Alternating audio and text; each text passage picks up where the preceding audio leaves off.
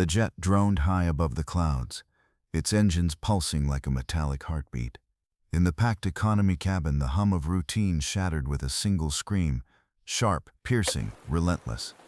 8-year-old Emily Whitmore, pale cheeks flushed red, golden hair tangled across her face, tiny hands clamped hard over her ears. She couldn't stop. The shrieks ripped out of her, raw and unstoppable, as if the world itself were attacking her. Her legs kicked the seat in front, her body thrashing, a trapped bird fighting unseen claws. Passengers flinched. Some covered their ears. Others traded tight, irritated looks. A cough of disapproval. A hissed whisper. Judgment everywhere. Beside her, her father, Richard Whitmore, 52. Investment giant. The man who could silence a boardroom with one glance. Today he wore a crisp white shirt, tie askew, his suit jacket wrinkled from the struggle. His face, once carved from steel, was cracked with strain. Sweat beaded at his temples as he tried clumsily, desperately to contain his daughter's storm. Richard could bend markets. He could crush rivals with a signature. But here, inside 30,000 feet of sky, he was helpless against the chaos raging in the mind of the little girl who needed him most. And every glare, every whisper, every silent verdict from the strangers around him cut deeper than any deal he'd ever lost. Flight attendants rushed down the aisle, crouching beside Emily's seat, voices soft, coaxing. But the more they pleaded, the louder she screamed. Tiny fists hammered the tray table. Her feet pounded the seat back, chaotic drumbeats echoing through the cabin. The air grew thick, tight with unease. Something was about to break, and then it did. Richard's voice cut through the noise, cold, hard, every word like a blade. What does some poor black kid know about touching my daughter? The cabin froze. Gasps rippled down the rows. All eyes turned to the boy standing quietly in the aisle behind him. 10 years old, no taller than the armrest. Malik Johnson. His t-shirt was faded, jeans sagging at the knees, sneakers worn down to threads. His skin was rich bronze, his face open, unguarded, but his eyes steady, calm, too old for his years. Malik moved, one step, then another. Silence pressed in as he reached Emily's side and, without hesitation, rested a small hand on her quivering shoulder. Wait a second. If you like this video, please like, comment, and subscribe. It really helps us. When he spoke, his voice was low and warm, carrying like a secret meant only for her. Sure, you're not alone. And then something happened. Something no one expected. The screaming stopped. Emily's voice cracked into ragged sobs, her trembling easing as her wide, tear-streaked eyes lifted to Malik, the boy with his hand still resting on her shoulder. For one suspended moment, even the air seemed to hush in awe. Passengers glanced at one another, startled, as if doubting what they'd seen. But Richard felt no awe. He yanked Emily close, his grip hard, his face flushed an angry red. His eyes locked on Malik, cold, sharp, burning with contempt. The words came out like venom, each syllable spat into the stillness. My daughter doesn't need the filthy hands of some black kid to comfort her. The cabin froze. Then a voice slid in from behind. A man with slick arrogance dripping off his tongue. Look at him. Probably crawled out of a gutter and thinks he can teach a billionaire's daughter manners. Laughter cracked the silence. Low, cruel, curling like smoke. A few chuckles, a smirk passed from one seat to another. Most didn't laugh, but they didn't speak either. They looked away, their silence as loud as the words, pretending the ugliness unfolding before them wasn't theirs to bear. Malik didn't move. His eyes, dark as midnight, yet steady as stone, held a stillness that felt endless, like water untouched by wind. He didn't flinch, didn't fight, didn't let tears rise, just silence. A calm so deep it seemed impossible. Richard raged on, his voice swelling until the cabin felt like a courtroom, one where he had crowned himself judge and Malik stood as the accused. He didn't see the glances rippling through the rows, didn't hear the murmurs of disapproval behind cupped hands. All Richard saw was a poor black kid who had dared to cross a line he believed divided wealth from poverty, privilege from struggle, white from black. Outside, clouds drifted through an endless blue sky, serene and indifferent. Inside, humanity sat shoulder to shoulder, choking on tension. A billionaire, powerful yet helpless. clawing at his pride, and a boy, worn and unadorned, standing his ground with a gentleness no insult could touch. The cabin held its breath. Malik let his hand fall to his side. His gaze stayed calm, unshaken. Bright with something beyond defiance, a quiet light that said more than words ever could. Richard Whitmore, a name carved into the pillars of American wealth, hadn't seen the inside of economy class since the day he bought his first jet. Business class was the lowest rung he'd ever deigned to touch. Economy was a steel cage for the ordinary masses, a place where dignity went to die. Yet here he was, wedged into a narrow seat at the crowded rear of a commercial plane, knees grazing metal, shoulders boxed in by strangers, space so tight even breathing felt like a trespass. Why?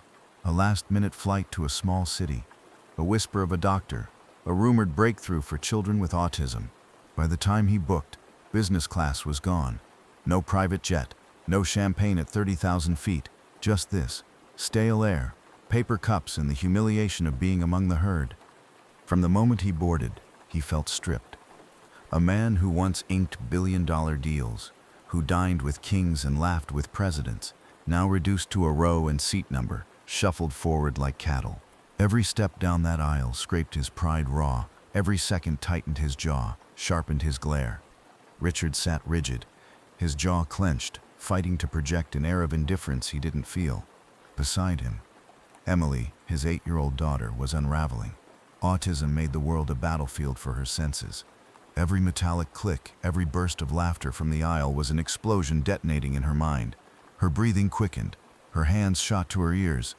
Richard knew this rhythm too well, the tremor before the storm. He had weathered the stares before, the tight smiles, the whispers behind cupped hands. But here in economy class, those glances were sharper. Pitying, condemning, needles pricking at his skin until even the hum of the engine sounded like mockery. Far back, near the last row, another story quietly unfolded. A boy no older than 10 sat pressed against the window. His name was Malik Johnson. Beside him, his mother, Sarah, dozed lightly, exhaustion etched in the lines of her face. A single parent working double shifts at a corner diner. She had scraped and saved for this flight. For them, this journey wasn't an inconvenience. It was a miracle, a taste of sky bought with sacrifice. Malik gazed out at the clouds with wide, unguarded wonder, unaware that before this flight was over, his name would collide with Richard Whitmore's and nothing would ever be the same. They were flying to a funeral. A distant aunt, the woman who kept Malik safe on nights his mother worked late. For Malik, this wasn't just his first time above the clouds. It was the first time loss had a face. Yet Malik stayed calm. He had learned that long ago, watching over his autistic cousin on sleepless nights. When the boy broke down, Malik would sit close, touch his shoulder, and whisper until the storm inside him passed. Those nights carved something deep into him, a patience rare for his age, and a strength that never needed to shout. Economy class had become two worlds. On one side, Richard, powerful, wealthy, used to controlling everything, yet helpless with his own daughter. He clutched Emily tight, trying to soothe her, but the harder he tried, the louder she screamed, kicking the seat in front. Passengers flinched, some shifted uneasily, his face flushed, sweat dotting his brow, fury and shame rising together. On the other side, Malik, poor, dismissed by most, sitting still, watching, calm. He didn't just see a screaming girl, he saw his cousin, years ago caught in the same storm. Malik stepped forward.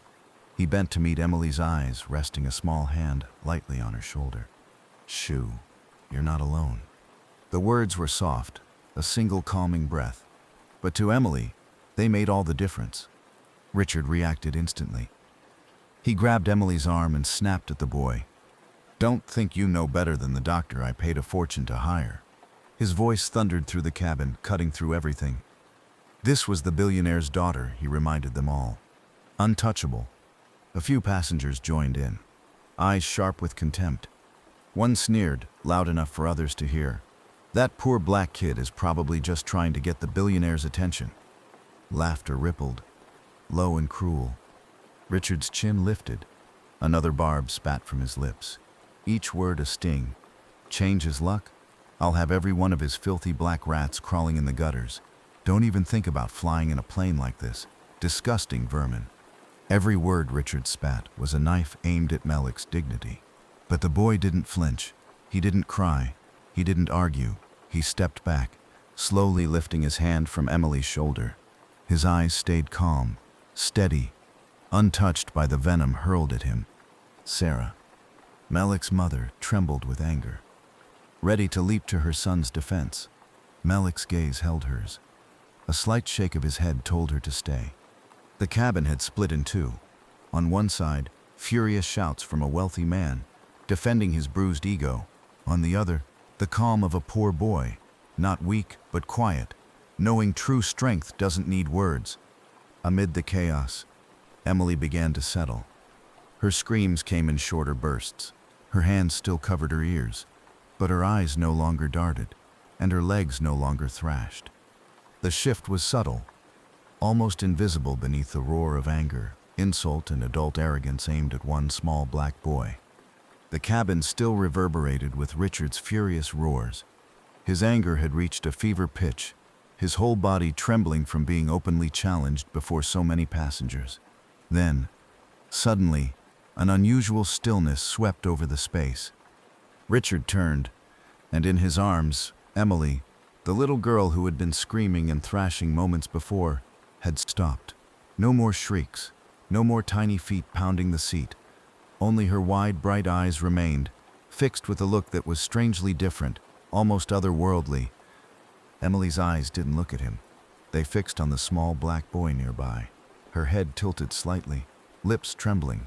Then a sound broke free, weak, fragile, but sharp enough to strike Richard's heart like lightning. "Friend." The cabin froze. Passengers stared at one another, unable to believe their ears. A woman a row ahead covered her mouth, whispering through trembling hands. "Oh, did she just say that?" A flight attendant nearby fought back tears, murmuring softly. "This is the first time she's ever spoken, the very first time." Richard froze. 8 years. Millions spent on every therapy, every renowned doctor, every celebrated center. All that effort had produced nothing but reports. No significant progress. And now, a poor black boy in a faded shirt, small hands resting lightly on his cousin's shoulder, had done what he could not. Emily had spoken. Arrogance shattered. Hollow. Exposed. Richard felt like a man alone in a desert, everything he had built crumbling into dust. Whispers rippled through the cabin, spreading fast, carrying astonishment like wildfire. The man who had joined in Richard's ridicule turned, voice sharp with reproach. "You should be thanking the boy, not scolding him." A middle-aged woman shook her head, awe in her eyes. He did what all the billionaire's money couldn't. The contempt from moments before had shifted. Eyes that once scorned Malik now lingered with surprise, slowly turning to admiration. Malik stayed still, calm, steady. He lifted his head, meeting Richard's gaze. His voice was soft, but each word cut deep. "You have everything, except the one thing she truly needs, a father who understands her with his heart." The words laid everything bare. The cabin was no longer a billionaire against a poor boy. It was simply truth, a father who didn't know how to hold his child. Richard froze. His chest tightened. Pain cut through him sharper than any boardroom defeat. For the first time, he wasn't Richard Whitmore, the titan of finance. He was just a powerless father, staring at a little girl who needed only a gentle hand and a steady breath. Malik leaned closer, whispering softly to Emily. Patient, steady. His small hand rested lightly on her shoulder, tapping a quiet rhythm like a heartbeat. Emily's screams faded. Her breathing was fast at first, then slowed, sinking to the boy's calm, unwavering presence. Richard swallowed hard. No doctor, no specialist had ever reached Emily like this. Malik shifted slightly, voice soft but certain. "My cousin's the same. All it takes is someone just gently being there." The words hammered in Richard's mind. Just someone there, gently being there. Years of money, therapies, doctors, all useless. He had never truly sat with Emily, never truly listened as a father. His hand trembled, hesitant, unsure. like a man learning to walk. Slowly, he reached out, placing his hand on Emily's shoulder. He patted her in a steady rhythm and whispered, "It's me. I'm here with you." The cabin held its breath. Not a passenger moved, every eye fixed on the fragile, profound moment. Emily hesitated. Her gaze lingered on Malik, then slowly shifted to Richard. Time seemed to pause. She blinked once, then rested her head gently on her father's shoulder. The sensation struck Richard like ice cracking, pain mixed with warmth he hadn't felt in years. Emily leaned into him, not through doctors, not through money, not through therapy, but through a small hand and a quiet, tender voice. For the first time in years, Richard realized he had never truly held his daughter. He had chased deals, sought doctors, proven to the world he could control everything, while forgetting the one thing money could never buy, a simple moment with Emily resting her head on his shoulder. He sat frozen, tears pooling in his eyes. The cabin was silent, but inside him a sound rang clear, the voice of a father's love finally awake. The plane soared on, but the cabin had changed. Where screams and insults had filled the air, now there was silence, every passenger holding their breath, witnessing something extraordinary. Emily rested her head on Richard's shoulder. She said nothing, eyes closed, breathing steady. Her small hand gripped the hem of his shirt. For Richard, it was the most precious moment of his 8 years as a father. No doctor, no therapy could have reached her like this. Simply through the quiet patience of a small boy, the icy walls around his heart and his daughter's had begun to melt. Richard sat still, ignoring every gaze. He bent his head and pressed a trembling kiss into his daughter's messy hair. For a moment, he wasn't a tycoon. He wasn't powerful. He was just a father holding his daughter properly for the first time in years. A quiet warmth spread through the cabin. Some passengers blinked back tears. The woman who had scolded him earlier gave a slight nod as if finally seeing him. The lead flight attendant whispered to her colleague, cheeks pink. All it took was one child. Malik stepped back, a few paces between them. No arrogance, no triumph, just a quiet smile of relief.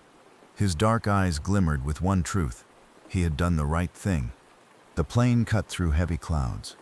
Richard stayed beside Emily, copying Malik's patience. Soft pats on her shoulder, words whispered slowly. Awkward at first, then steadier. Emily no longer screamed. She moved now and then, but her cheek stayed against his shoulder, clinging to a fragile piece. Outside, the sunset burned the sky red. Inside, another light began to glow, the light of a father's love, breaking through for the first time. The intercom crackled. Please buckle up. Routine for everyone else. For Richard, it was a promise. He squeezed his daughter's hand, silently swearing never to let it go. The wheels screamed against the runway. Applause rippled through the cabin, polite and automatic. But Richard only felt the pulse of his own heart, beating for the first time in years at something simple and real: his daughter. The plane stopped. Passengers rose, gathered their things. No whispers, no judging eyes, just quiet respect and a few nods toward Malik, the boy whose courage had changed everything. Richard stood, one hand on his suitcase, the other holding Emily. He turned to Malik. No anger, no pride, just something rare and honest. "You've taught me the greatest lesson of my life," he said, voice steady, "to be a father before a billionaire." The cabin went quiet. Not polite silence, but full of feeling. Passengers nodded, offered soft smiles. Malik only returned a calm, quiet smile, his eyes bright under the warm lights. Richard led Emily off the plane. He didn't carry her. She walked beside him, small steps sure and free. For the first time, she stepped into the world with trust, not in overprotective arms. Malik watched, exhaling softly. A faint smile brushed his face, quiet as a breeze. In that fleeting moment, he knew he had planted a seed. Life moved on. Richard and Emily vanished into the crowd. Malik returned to his mother, to the somber funeral waiting. He carried nothing but one memory. On a single flight, he had done what was right. But fate does not forget moments like that. A month later, Sarah worried over tuition bills when a thick, elegant envelope arrived from the school. Inside, a letter announcing that Malik Johnson had been awarded a full scholarship enough to cover him through college. No name of the benefactor. Just one line. "A friend believes your future is worth investing in." Sarah froze, tears spilling down her face. Malik sat beside her, small hand trembling as it touched the paper. In his dark eyes a spark glimmered, a light opening the door to a new path. The story was never made public. Richard remained a billionaire. Emily continued her long journey of therapy. But in Malik's and Sarah's hearts, they knew someone powerful had changed. And it began the moment a boy looked down on for his skin and his place in the world taught a lesson no amount of money or fame could buy. On that fateful flight, a child with autism found her first voice. A father rediscovered his lost heart, and a poor boy found a bright path to education. A passenger who witnessed it later said, "Some lessons cannot be bought." Sometimes, a child who is underestimated can teach the most powerful person what love really is. Message. The story of that flight reminds us that some lessons cannot be bought. Richard Whitmore, a billionaire used to controlling everything, had to learn the simplest truth: be a father before being a boss. Malik Johnson, a poor black boy, patient and kind, opened a door not just for a child with autism, but for the heart of a man who thought it was lost. Love, attention, and empathy are what free us from helplessness and pride. Sometimes, those underestimated, those dismissed as weak, give the world its deepest lessons: to live with heart, because only the heart lets us truly reach one another.